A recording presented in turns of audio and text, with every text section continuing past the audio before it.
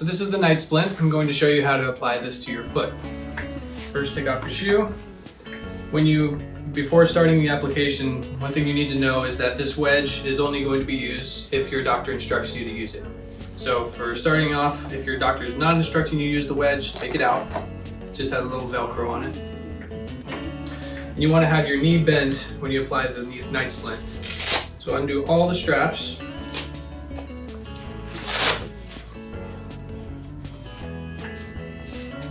Put your foot into it. And with your knee bent, strap over the ankle first. Make sure it feels nice and snug. Then strap over the leg. And last over the foot. So everything feels just comfortable, that it's not too tight, that no pinching or anything in the area of the foot or the ankle. And then you can rest in it. And that's the way it should sit.